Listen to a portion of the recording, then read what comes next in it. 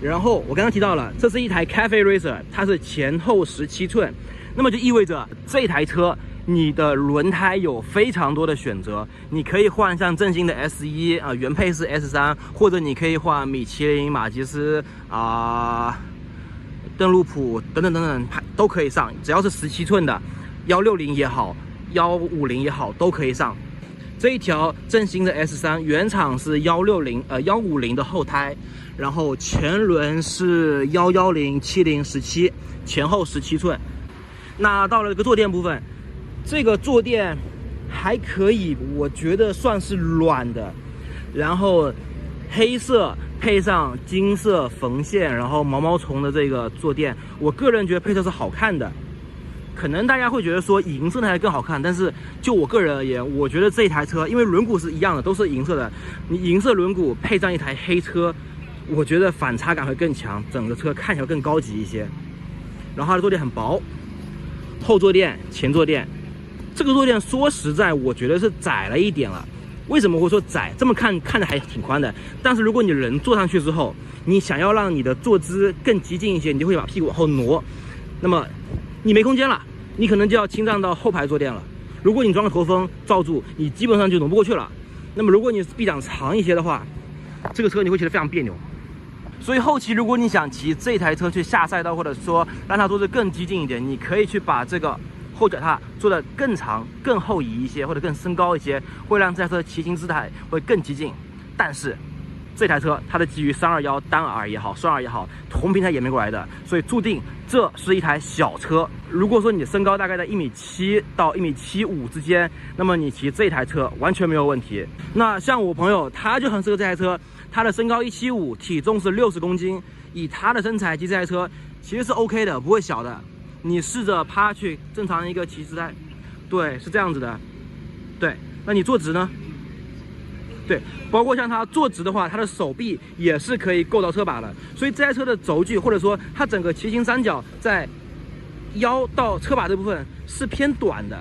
那如果说像我身高是180，体重是85公斤，我骑这台车就会显得特别的拘束。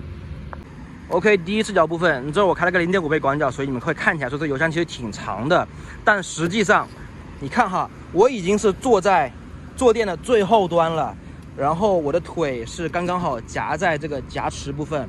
我们看个细节，它在夹持部分是有一个保护贴的，防止磨化油箱。好，假设我刚刚好夹在这里，那么我的坐垫已经是坐到这个位置了，已经是倾障到后排的位置了。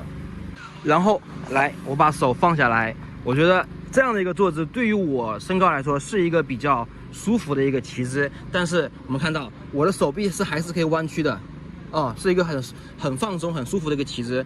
所以这台车我可以很悠哉的直着手臂这样骑，我也可以趴下来这样骑，但是趴下来我的腰就会弯的比较多，会有一点点的辛苦。然后这台车的油箱其实是很窄的，你看它是很窄的，它不像凯越525F 或者说321的油箱，它是非常的宽。这台车油箱很窄，这也是一个标准 Cafe Racer 的一个设定。我们可以看一下染色流线型，这是321F Cafe， 它的坐垫油箱是几乎是等宽的，这是一台小跑车的布局。那321单 R， 明显它的油箱外侧会宽很多，看到了吧？这个部分会宽非常多。然后是油箱主体，外面是一个包围塑料壳，它的油箱主体是在里头的，外面是塑料壳。所以如果说你不喜欢那个板花，你完全可以把壳全拆了，然后去做喷漆，油箱都不用动。然后到后尾灯部分，这台车没有通电，所以我没法点亮给大家看一下。它的转向灯、尾灯是集成在一起的。然后呢，挡泥板、牌照架是在后面这个后盾上面。我个人觉得还行吧。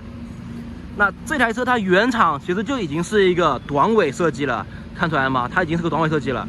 所以说，如果你喜欢尾巴干净一点，那我觉得你是可以接受现在这个风格的。你就把牌照放在这里，那这样的设定也不会说太甩泥。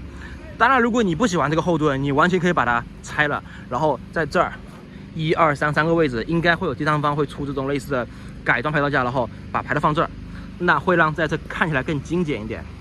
但是吧，每个人的喜好，我觉得这样子是 OK 的。OK， 那这就是321F Cafe 的一个静态展示了。好，到了吐槽部分啊，这个接缝，你看到没有？这个接缝，就我能接受，但是吧，不代表所有人都能接受。这是一个地方，这个接缝虽然看不见，但是挺丑的。这个油箱，因为它是里面包的铁油箱，外面是个壳，所以你看它是有点软的啊。你骑久了，你要是腿力气比较大，比如说像有的人能用腿夹爆西瓜的，这个偏软了一点，骑起来你看能压进去的，就感觉久了，你压多了之后发生形变了，就会嘎叽嘎叽的响。这个地方这个空的啊，它没有一个卸力，它会卸力，这个我个人不是非常的喜欢。然后这个减震，这是油吧？新车哎，新车就有点渗油，我不知道这是减震油还是玉途的硅油哈，我不能确定。但是新车就有一点点渗油，这个 NFG not fucking good。还有就是这个进气盒这里，这是个什么东西啊？像是打胶一样的东西。对，这是胶，可以抠下来的。这也是一个 NFG not fucking good， 感觉好像这玩意儿是粘上去的，就这种细节挺恶心的。然后喇叭这里这个线，这里已经打90度了，线拉得非常紧了。这个我不确定装配工艺还是线，应该装配工艺的问题。你看，你这个工厂大妈，你但凡多留点线出来，这里也不至于拉90度吧，对不对？骑久了这样断了怎么办？喇叭就不行了呀。这个地方，你看，你这儿还有这么多的余量，看到了吗？那你这儿绑那么紧干嘛呢？那321R， 你看这是老款的车子，它的线就是一个基本上是直过来的，就很多的余量啊，是不是？这个应该是个装配工艺问题啊。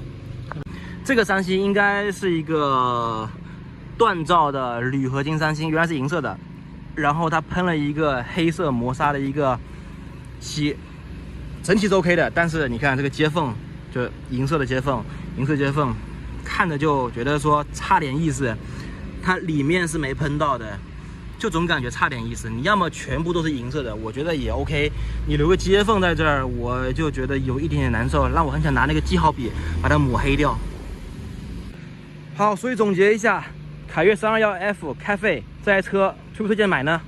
如果是你买，我推荐你买啊，你买我推荐，我买我不买，因为这台车对我来说太小了。我是喜欢这台车的风格造型的，但是如果这台车稍微再长一点，稍微尺寸再大一点，排量到500左右，然后还是一样的造型，我觉得我会去买这台车的。这是一台现代的跑车，但它是一个 Cafe Racer 的一个风格啊。目前来说，这应该是国产唯一一款这么纯粹 Cafe Racer 风格的一台小跑车了。那像力帆的那个 KPM， 我个人觉得是差点味道。还有就是阿普利亚的帕甘尼150，那个车其实风格也蛮不错的，但是它的排气管在这儿，我觉得不好看，而且那个车排量太小，只有150。所以说，凯越321F Cafe 这台车，应该在目前国产里头，在 Cafe Racer 上设计包括制作是最漂亮的一台车子了，你们觉得呢？